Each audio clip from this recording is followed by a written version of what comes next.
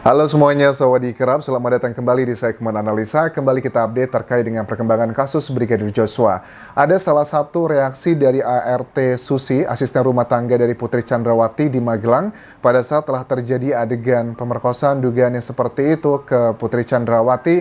Tetapi reaksi yang dinarasikan oleh sejumlah media yang berasal dari keterangan ataupun juga BAP, kok ini tidak sesuai ya. Dan juga hari ini akan aku bahas, aku baru aja mendapatkan kabar dari kategorinya adalah sumber istimewa yang dugaannya ini adalah bocoran BAP dari Susi ya, ART dari Putri Chandrawati tersebut. Kenapa kok dia menangis, terus juga apa hubungannya dengan Brigadir Joshua dan juga Putri Chandrawati.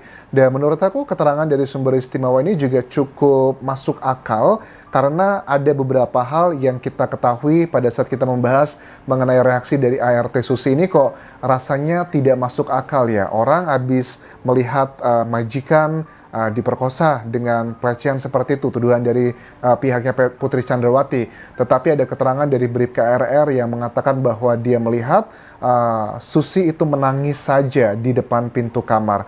Bukankah kalau ada adegan seperti itu harusnya kita malah ngebantu, nelpon polisi atau melakukan hal-hal yang pada umumnya, tetapi ini sangatlah berbeda. Ini akan kita bahas lebih dalam teman-teman, di samping juga ada beberapa hal menarik lainnya.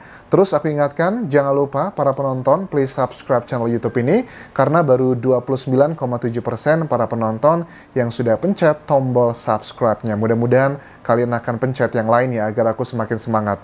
Oke, background-nya agak berbeda karena aku lagi tugas kantor. Aku tidak lagi di Bangkok, tetapi sedang di luar kota, jadi agak pindah-pindah ya. Tapi aku akan terus update kawal kasus ini teman-teman.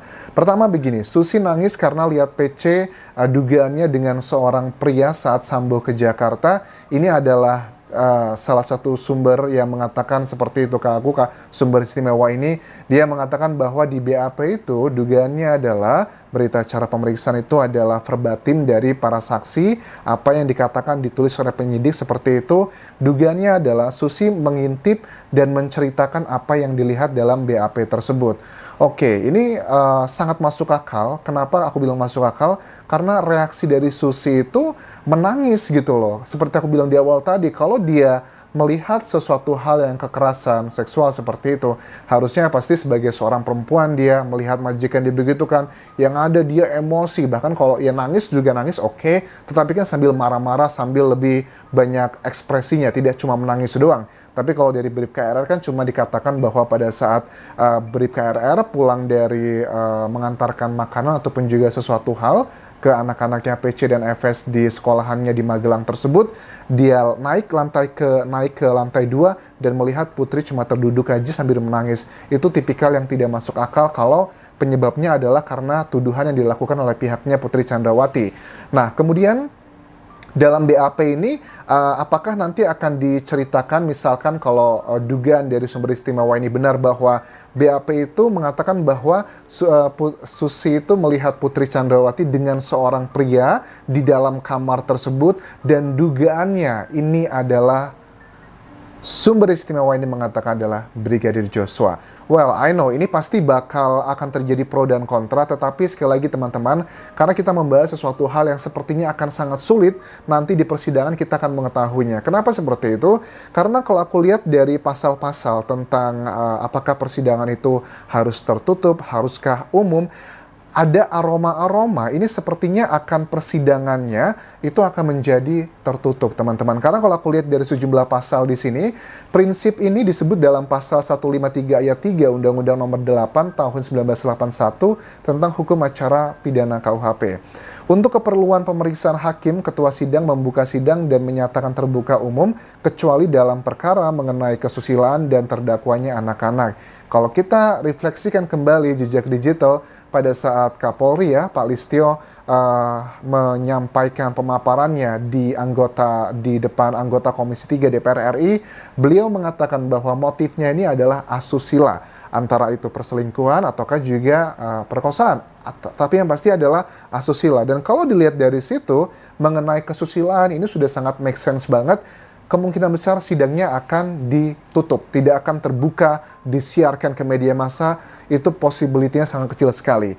Persidangan dilakukan secara terbuka untuk umum dengan maksud agar proses pemeriksaan terhadap saksi-saksi, ahli, barang bukti, terus juga dan terdakwa, termasuk juga alat bukti, bisa dilihat oleh siapapun. Artinya adalah prosesnya itu kan terbuka agar tidak terjadi hal-hal yang tidak diinginkan, dengan background adalah obstruction of justice atau langkah-langkah yang dilakukan oleh penegak hukum, oknum ya, yang harusnya mereka menegakkan hukum tetapi malah membuat skenario untuk melanggar hukum itu sendiri. Dengan background tersebut harusnya itu bisa menjadi salah satu excuse ini dijadikan sidang terbuka, karena dengan untuk membersihkan citra baik kepolisian kembali. Tujuan dari sidang dilaksanakan secara tertutup adalah agar para pihak tidak malu dalam konteks masyarakat publik. Tetapi kan sudah banyak sekali ya mengenai motif ataupun juga kronologi tentang peristiwa di Magelang ataupun juga di Jakarta Selatan yang notabene itu sudah dibantah dan di P21-kan atau dihentikan penyidikannya. Itu kan sudah banyak tersebar di media massa. Mudah-mudahan sih harusnya bisa disampaikan persidangannya secara umum, karena dengan background obstruction of justice tadi, takutnya kalau masyarakat tidak mengawal secara rinci pada saat persidangan nanti, kita juga banyak masyarakat yang berpikir, wah kok hakimnya seperti itu, atau jaksanya seperti itu, keputusannya seperti ini, seperti itu, malah justru akan ngebuat citra kepolisian bertambah buruk lagi.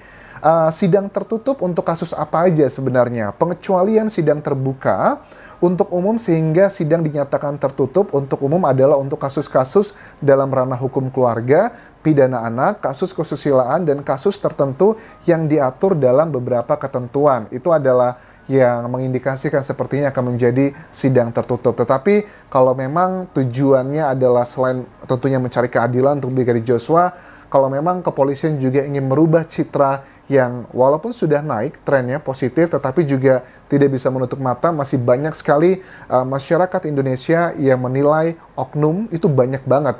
Kalau oknum kan paling hitungan jari ya, 1, 2, 3 ya persentase lah dari 430 ribuan anggota Polri yang jahat ataupun juga yang oknum-oknum gak benar, cuma 1%, 2% ya bisa kita kategorikan oknum juga teman-teman.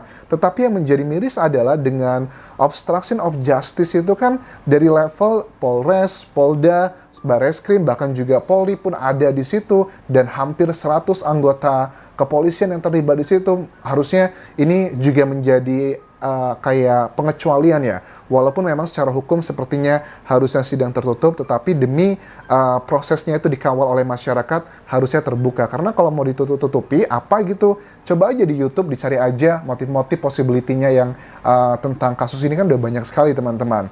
Terus juga hubungan PC dan juga Brigadir Joshua, dari sumber yang aku dapatkan ini, dia mengklaim bahwa dugaannya itu mereka sudah ada hubungan sejak bulan Desember.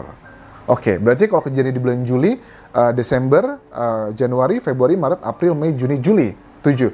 Nah ini juga bagi aku pribadi, aku tahu ya dari awal aku selalu bilang bahwa sebenarnya kalau aku menghargai teman-teman punya prediksi motif ini dan itu, ya seperti aku bilang prediksi motifnya adalah dugaan hubungan KM dan juga PC. Yang pertama adalah hubungan Brigadir J dan juga PC, terus juga dan lain-lainnya, bahkan LGBT dan sebagainya. Aku selalu bilang bahwa kalau untuk KM dan juga PC ya itu ada possibility-nya, tapi kecil dibandingkan dengan antara PC dan juga Brigadir J. Itu menurut aku yang cukup lebih besar. Kalau aku lihat dari logika-logika dan berbagai macam sumber ini pun juga diaminkan, katanya dugaannya BAP-nya itu adalah salah satunya menjelaskan bagian tersebut. Nah kemudian kenapa dong si PC ini kok playing victim anjas gitu? Kenapa kalau memang dia ada hubungan sesuatu hal dengan Brigadir Joshua, kenapa dia ngaku dia dilecehkan dan sebagainya? Ya ini sangat make sense banget sih, namanya juga manusia kan ya. Pada saat dia ketahuan melakukan pelanggaran sesuatu hal dalam ikatan rumah tangga, ya kadang dia juga playing victim. Bahkan diperparah lagi dugaannya adalah dengan si KM Kuat Ma'ruf, karena dia juga kan sudah lama punya rasa kesel dan gak suka, punya permasalahan sosial lah dengan pribadi dengan Brigadir Joshua. Makanya dia menggunakan ini untuk melakukan hal-hal yang berakibat seperti ini juga. Terus kalau teman-teman lihat dari Verdi Sambo ya, aku tuh sangat yakin ya, walaupun dia kita kategorikan adalah dalang dari semua ini, tetapi pada saat Verdi Sambo akan melakukan sesuatu hal eksekusi, misalnya kasus pembunuhan seperti ini, aku yakin pasti dia sudah mempersiapkan banyak hal sebelum meyakini bahwa kenapa saya harus menghabisi Brigadir Joshua. Maksudnya, kalau memang dugaannya adalah terjadi perselingkuhan tersebut, pasti yang namanya Verdi Sambo, seorang jenderal 20 tahun juga di bidang reserse, pasti dia sudah melakukan penyadapan HP-nya Brigadir Joshua, melakukan pengintaian ini dan itu sebelum sampai kepada tahapan eksekusi dihabisi. Dan ini juga sudah dalam masuk kategori menurut aku adalah pembunuhan berencana ke situ. Jadi kalau dibilang FS ini cuma dipanas-panasi doang oleh KM ataupun juga orang-orang sekitarnya, I don't think so it will work untuk seorang jenderal seperti itu. Pasti dengan kemampuan yang dia miliki, itu pasti bisa menyadap HP-nya Brigadir Joshua, HP-nya Putri Chandrawati atau siapapun, dan actionnya pada akhirnya kita ketahui dia sudah mengakui dia yang melakukan ataupun juga menjadi dalang dari kasus pembunuhan Brigadir Joshua itu. Well, ini adalah pembahasan karena memang sampai saat ini kita masih belum terpuaskan oleh penyidik sebenarnya motifnya apa, dan ini memang ada hubungan sangat kuat dengan proses hukumnya nanti. Dan yang aku bahas ini adalah bersumber dari sumber istimewa yang mengatakan hal seperti itu, tetapi benar atau tidaknya kita akan lihat waktu yang akan membuktikan semua ini, dan mudah-mudahan bahwa dikatakan bahwa sidangnya nanti akan tertutup, mudah-mudahan tidak terjadi, dengan alasan adalah karena dengan banyaknya obstruction of justice, terus juga agar prosesnya bisa dikawal oleh masyarakat, mudah-mudahan ini bisa disidangkan secara terbuka, karena memang tahapannya sesaat lagi itu sudah akan memasuki tahapan persidangan untuk kelima tersangka.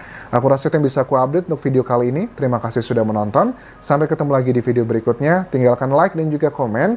Dan terakhir, please jangan lupa follow Instagram serta Facebook pageku di Anja Sasmara di Thailand. Aku akan terus kawal kasus ini hingga Brigadir Joshua mendapatkan keadilannya. Apapun seandainya kesalahan seorang Brigadir Joshua, aku rasa nggak pantas ya seorang manusia itu, apapun jabatannya ataupun juga achievement atau prestasinya, tidak berhaklah mencabut nyawa manusia. Terima kasih sudah menonton. Kapun Krab semuanya. Bye-bye.